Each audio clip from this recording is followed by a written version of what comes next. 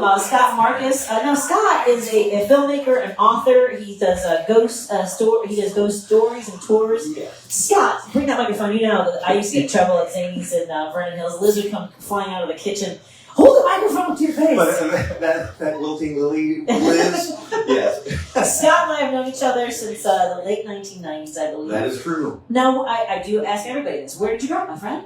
I actually don't know this. And actually just around the corner from Zanies, Mundelein, Illinois. So north suburbs, about as close to the Wisconsin border as downtown Chicago. I think kind of right in the middle there. And were you interested in filmmaking and saw working at a comedy club as kind of part of that universe? You know, I grew up, actually this is funny because this is how I got that job, filling out my application as an 18-year-old to work at Zanies. Oh my God, I'm so old. And it was, one of the questions was, why do you want to work here? And my answer was because I'm the only one who knew who Letterman was in the kindergarten. Oh, because that's great. I grew up watching Carson and Letterman Sure. and really appreciating the entertainment.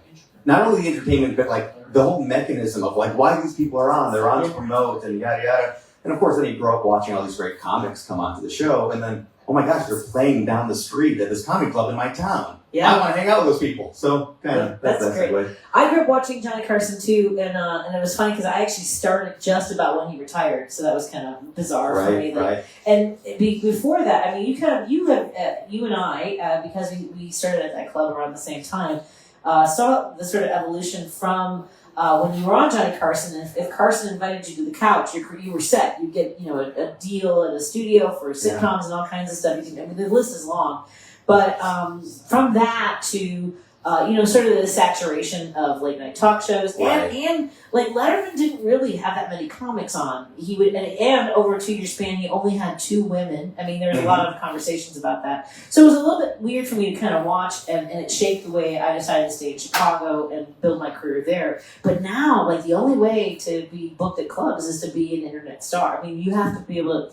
Like Zanies doesn't book comics for a whole week anymore. I don't know if you know this. No, I didn't. It's a one-nighters. Wow. It's all like, and comics they produce their own shows now.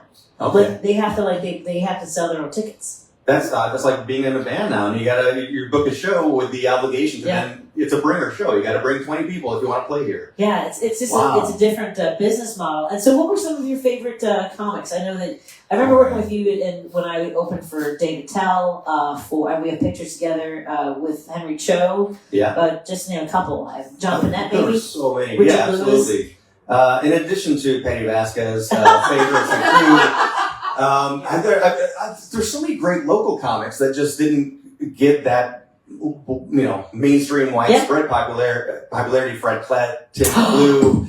I was just thinking about Mike Lucas. I haven't thought about that name in a long time. Yeah. He was he's not a local, but still he's a lesser known touring act. But my very first show.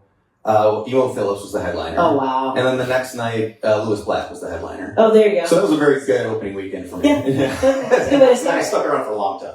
Now, were you intending to go into filmmaking or writing books? Well, was that part of the plan? Yeah, absolutely. I was already I guess at that point I was 18, so I was just getting started. But I already had a big interest to work in television specifically, to be a writer for television, developing shows. In a dream world, I would be Artie from the Larry Sanders Show. I'd be executive producing a late night talk show. That hasn't yet come to be, but I went to film school, Columbia College. I love that there's so many other storytellers even in this room, given that there's writers and whatnot here.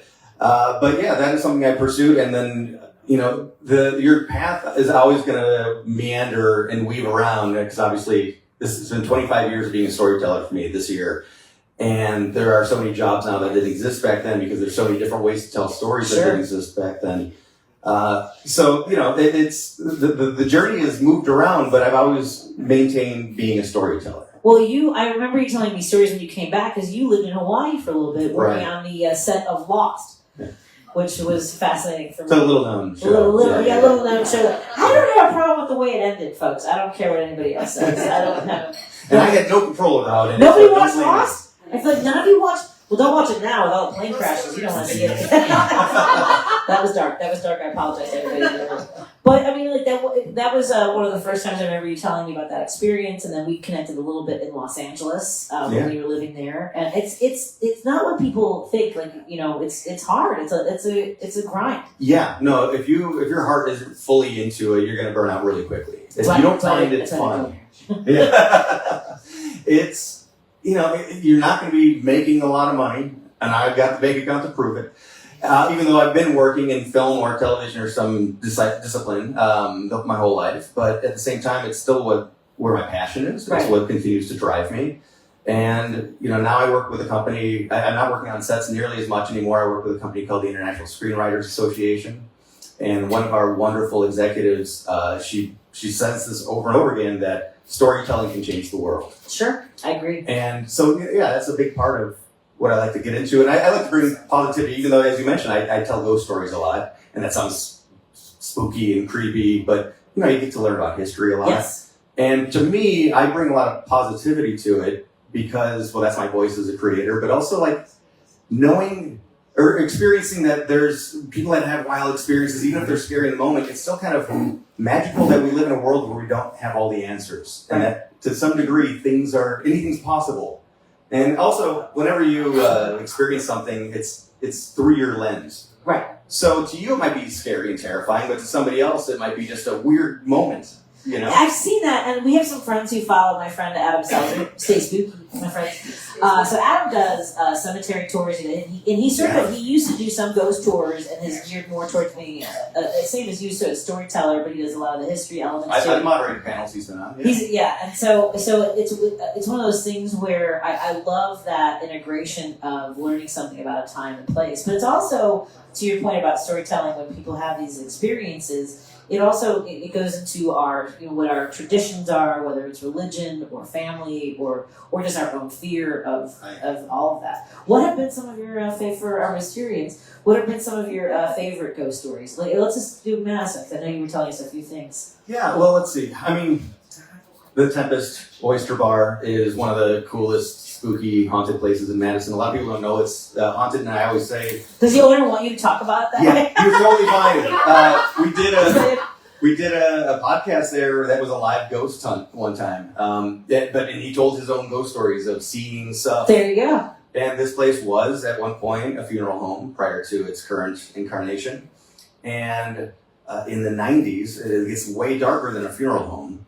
There was somebody that was, you know, they were allowed to, it was kind of like in between businesses, and there was somebody that was like renting out an apartment in the basement, and they kind of just disappeared. Oh. And they ended up finding that the person had taken their own life, and they, shortly before then, is when the Heaven's Gate cult was going through doing college tours, and one of their final stops before their big ultimate mass, it's going up to the Comet, Hale-Bopp Comet. Yeah. One of their last stops was in Madison, doing a lecture on the afterlife and UFOs. Oh my God! Right? Isn't that wild? So we don't know if that suicide has anything to do with what the hauntings are, or if it was the funeral home. But whatever the case, the owner has seen people walk down the hallway right in front of him. Let's go to Tempest. That is a great location, and also a great dinner.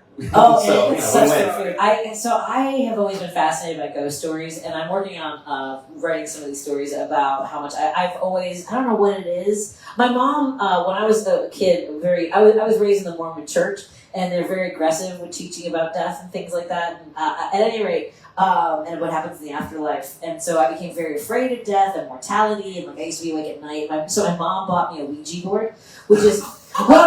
June was so curious. I wanted to give to someone to talk to, but but I've been thinking about this. I realize now as an adult, one of the things that appeals to me from ghost stories is I realize I kind of want to be a ghost. Not right now. I'm saying like I want to be able to be that. But I don't want to like scare people or shove them down the stairs or have like blood on the walls. I want to exact revenge on people who've pissed me off over my life. I want you to feel like your socks are constantly damp. Like they're never dry. Like, and like one key on your keyboard is always stuck, so you can never get that letter in anything you write. Like every time you send a text, it's always changes a words and then send it to everybody you know, like go after yourself, like whatever it is, your boss. That kind of, I want to be Patti the Petty Ghost. Is that, I would read that comic book. That sounds amazing. I'm Patti the Petty Ghost. Just want you to know. You know, I do think that a lot of hauntings are people realizing a heaven on earth scenario. Yes! Like, you know, some of the coolest places are haunted. I'm like, well, yeah, of course, I would come back and hang out. Yes! But this is your version of heaven, of coming back and messing with people. And you take me out, you are going to be uncomfortable for the rest of your life. You're going to feel like every time you go to bed, you're going to feel like you have to go to the bathroom again. Like that's the every single time you get comfortable in your bathroom, you're like, oh, I gotta go to that. I'm just going to poke you in the kid. That's my goal. Love it. So a few years ago, Scott and I came to Madison because I was being considered for WPR here, WNPR. Is that what it is? WPR, Wisconsin Public Radio. Did I ever tell you why I didn't get that job? Remind me. They called all of my references. They had 3 references: a state senator, a political comedian, a cartoonist for the Chicago Tribune, and Bert Hawks. Oh. And they asked each one of them a bunch of different things, and apparently went well until they asked, "Do you think Patti can Patti keep her opinion to herself?" Wait, is that only what you want in a post? On public radio, you have to. Yeah. So, what are you up to now? Tell us a bit about the work you're doing. I'm working on my next book because, as I mentioned, it's been 25 years being a ghost storyteller, and I knew I wanted to do something to kind of commemorate that. And when I was writing my foreword, or writing my introduction, that it just kind of came out that to know me is to know my ghost stories. I'm like, ooh, nice. Like the wherever that comes from, the spiritual creation, that kind of like set me on my way to what this book is going to be about. And then I did my outline, and it was about as long as the book itself. So, okay, it's going to be multi-volume. So I'm, working on my first edition, my first volume, which will come out in early April at the Galena Paranormal Conference, is where it's going to debut. And Galena, Illinois, is an awesome and very haunted old town.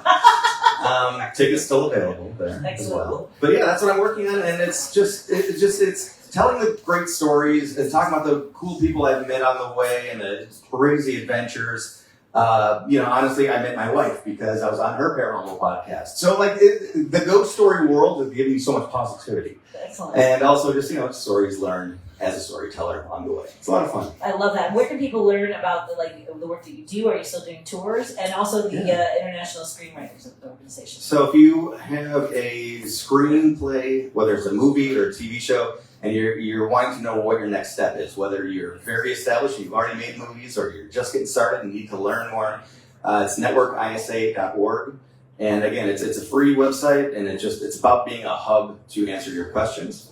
And if you want to get into the ghost story stuff, you can just look me up on YouTube, Scott Markus Ghost Stories, or my website is whatsyourghoststory.com. Excellent. That's Scott Markus, everybody. Check out his work. Thank you so much. Thank you. The Natural Brewing Tap Room here in Madison, Wisconsin. We're going to take one more break and hopefully get you a phone call. I don't have time. I'm so sorry, Greg. More in a moment on WCPT at 24 minutes.